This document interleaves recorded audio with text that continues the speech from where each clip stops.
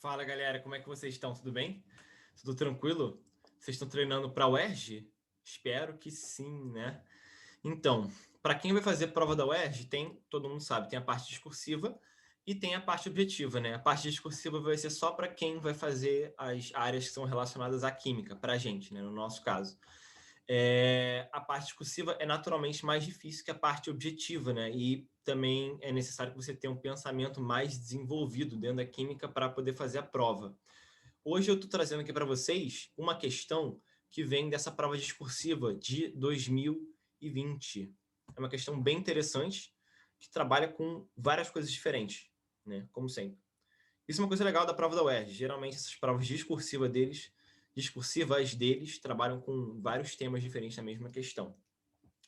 Então, a questão essa aqui, ó, questão 02, e o enunciado vai da seguinte forma: além do agente patogênico e de antibióticos, as vacinas apresentam, em sua composição, um conservante e substâncias que contribuem com a proteção do organismo contra doenças.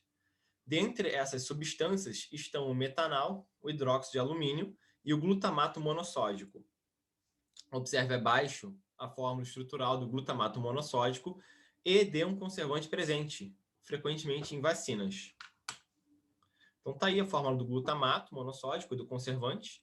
E ele pede para a gente: escreva a fórmula estrutural do metanal, nomeie o tipo de isomeria espacial presente na molécula de glutamato monossódico e, em seguida, indique a fórmula molecular da base inorgânica presente na composição da vacina e o número de carbonos com hibridação sp2 presente no conservante. Então, é uma questão que, na verdade, o cara pede 4 coisas diferentes. Então, é, no mínimo, interessante da gente ver essa questão aí, certo? Então, o que eu vou fazer agora eles apresentam para a gente na prova essa parte aqui embaixo de desenvolvimento-resposta, e essa parte que a gente vai utilizar para fazer a questão. Então, a primeira coisa que ele pede é a fórmula estrutural do metanal. Né? Pelo nome dele, você já deve saber que ele tem a função química de aldeído, certo? E é um aldeído de um carbono só, porque é um aldeído meta. Então, vamos desenhar essa criatura aqui. Vamos desenhar nesse azul bonito aqui mesmo, que vale a pena. Metanal. Então, a estrutura dele, primeiro, tem um carbono, porque é metil, certo? Tem a função aldeído, que é isso aqui. E aí você pega e conta quantas ligações você já fez e quantas falta você fazer. Nesse caso aqui, falta a gente fazer mais uma ligação, certo? Como não tem nenhum outro carbono, nem oxigênio, nem nada, a gente coloca um hidrogênio ali. Beleza? 2. O que a gente vai fazer aqui na segunda parte, né? Porque ele não divide em 1, 2, 3 e 4, mas é bom te dividir para ficar bem claro. No meio, tipo de isomeria espacial presente na molécula de glutamato monossódico. Então, tá aí na nossa frente o glutamato monossódico e ele pede o tipo de isomeria espacial que a gente tem, certo? Que a gente pode ter. E aí, nesse caso, eu acho que a maneira mais fácil, quando você dá de cara com essa questão que o cara pede o tipo de isomeria que pode estar presente, é você pegar a molécula e mexer ela na sua cabeça e ver que outra coisa você pode fazer com ela, mantendo, né, o número de átomos e as funções químicas. Porque nesse caso aqui, como é uma isomeria espacial, você não vai mudar a função química. Você não pode mudar, por exemplo, essa função ácido, que está à esquerda do glutamato monossódico, por outra função, certo? Por exemplo, por um éster, que seria possível. Você não pode mudar o éster, que está à direita dele, por uma outra função, por exemplo, ácido, certo? Então, essa que é a ideia da questão. A gente tem que pegar uma dessas funções aí que está na cadeia do glutamato monossódico e mudar ela de posição.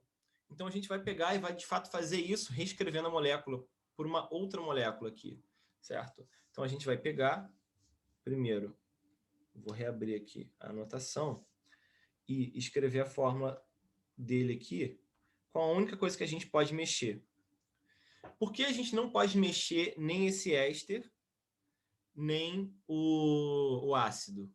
porque eles são funções terminais, certo? Se você pegar e mexer o ácido para o meio da cadeia, o que vai acontecer com ele é que ele vai virar um éster, você vai mudar de função química. Então, você não pode fazer isso.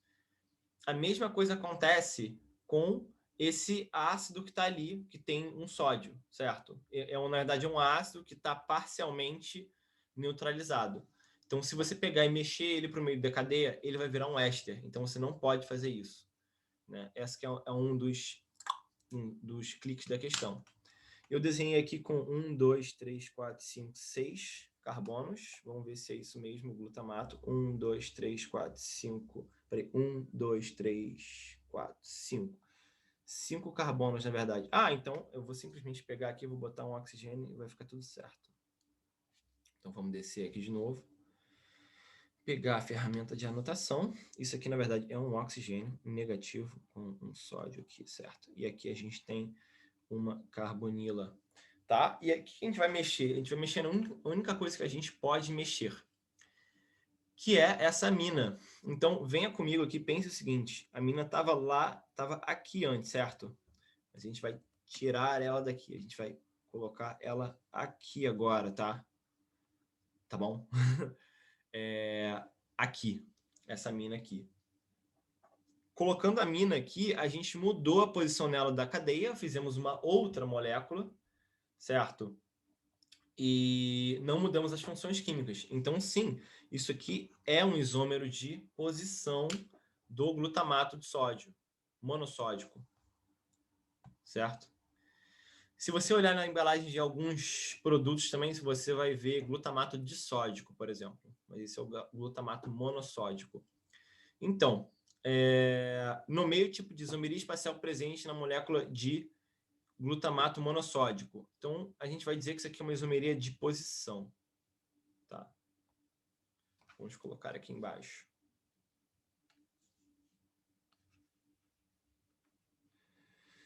Posição, senhor corretor da UERJ. Vamos agora para a terceira pergunta dessa criatura. E ele pergunta para a gente, em seguida, indique a fórmula molecular da base inorgânica presente na composição da vacina. Então, essa base inorgânica presente na composição foi falada no enunciado. Então, se você não leu o enunciado direito, você vai ter que voltar lá e reler. De qualquer jeito, reler o enunciado às vezes é bom, porque você pega de novo o que está sendo falado, se você não compreendeu exatamente. Então, o que ele fala aqui, ó, não sei se você está vendo, é hidróxido de alumínio. Tá? Então, a base inorgânica que ele está falando é o hidróxido de alumínio, e o que ele pede para a gente é a fórmula dessa base. Agora, você vai se perguntar assim, base eu já sei que tem um OH, ou vários OHs, né? E tem alumínio, porque é alumínio. Então, vou botar o alumínio aqui. Agora, a questão é, quantos OHs a gente vai ter nessa base? Certo? Quantos OHs a gente vai ter? A questão é, qual é a carga desse alumínio? Geralmente, o alumínio tem uma carga de mais 3, certo? Então, eu vou colocar aqui, mas não é para você colocar, porque não é necessário. Tem uma carga de mais 3. Esse cara aqui, a hidroxila, tem uma carga de menos 1. Então, aí pense quanto é que você vai ter que botar de cada um, né? Com essa conta já na cabeça, você sabe que você vai ter que colocar 3 hidroxilas. Colocou 3 hidroxilas, esse daqui é o hidróxido alumínio, tá? Por que no hidróxido alumínio a gente não fala, por exemplo, hidróxido de alumínio 3? Porque geralmente, quase sempre, o alumínio tem carga 3. Então a gente não precisa falar isso. Isso já vem embutido na informação de que é o hidróxido de alumínio. Tá? E na quarta coisa que ele pede na questão é o quê? Vamos lá de novo.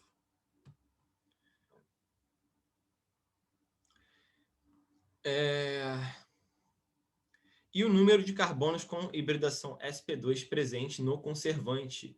Gente, o que é um carbono com hibridação sp2? É um carbono que tem uma ligação dupla, certo? Então a gente vai aqui no conservante, que ele não dá o nome, e vê quantos carbonos fazem ligação dupla.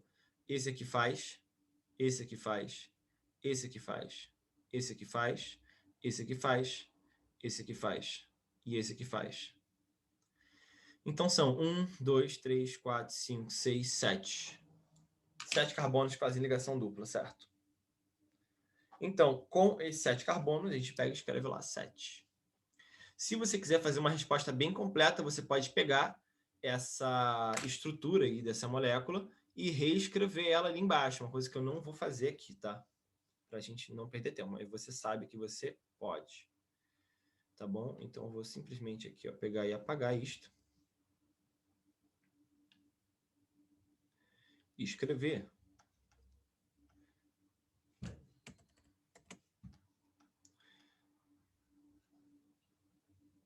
Sete carbonos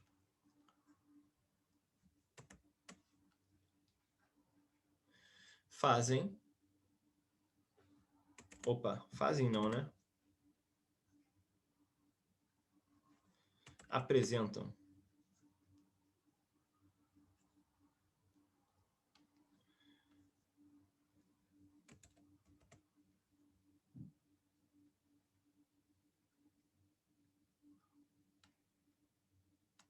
hibridação sp2. Beleza? Então, essas aqui são as nossas respostas aqui para a questão 2 da prova discursiva da UERJ de 2020, certo? Eu vou parar de compartilhar a tela aqui com vocês. Espero que isso tenha ajudado, espero que você esteja estudando, que você continue estudando até chegar à prova, tá bom? Então, eu vou deixar um beijo, fiquem bem e até a próxima.